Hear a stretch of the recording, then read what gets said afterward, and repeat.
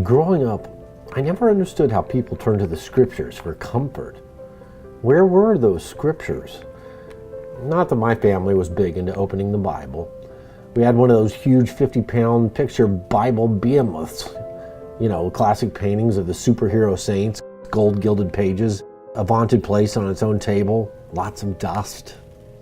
When I did open the scripture, I could only see the verses that promised doom. If you've done any random perusal of the Bible, you know it's there. God wielded a mighty hammer, and I expected him to use it on me at any time. It seemed to me that all the talk at parochial school was of hell, of a God who provided no comfort, had no tolerance or patience. He was a vengeful God, keeping close score every time I messed up. In thought, in deed, in lack of deeds. This was the ultimate paranoia. God knows and sees all, every thought, every action. And boy, were my thoughts and actions faulty. It was a losing battle in the game for my eternity. The score in my case was God 1 billion trillion, me 0. I couldn't approach God without an official prayer. I couldn't approach God on my own for forgiveness when I officially wanted to confess. I was public enemy number 1. I was a fugitive, on the run, hiding in corners that provided me no real security. At church, I understood God was present. He was kept locked up in a golden tabernacle on an altar, accessible only by certain highly qualified and, I assumed, blessed men with keys.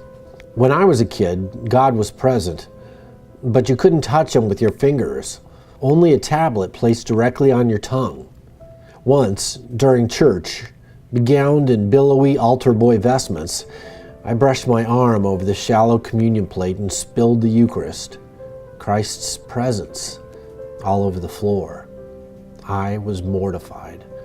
This God was clearly across a chasm, but ready to strike me down with one bolt of lightning. Was I alone? Or were there others with this intense fear? Now, I'm not saying my fear was all correct. It was chock full of superstition, childhood fantasy, and ignorance, and misunderstanding. Childhood belief systems can have a long-term effect, though. As a child, I lay awake at night in my bed, in a cold sweat, fearing damnation and hell. Now, as a Christian, I know these are a reality.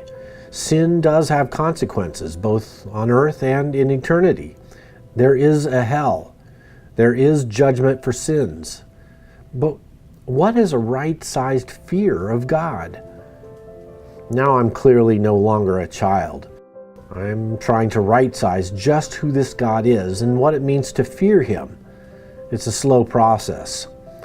What I didn't understand for years, and what I'm coming to realize now with more certainty, the goal is not to be afraid of God as much as it isn't to treat God like my buddy.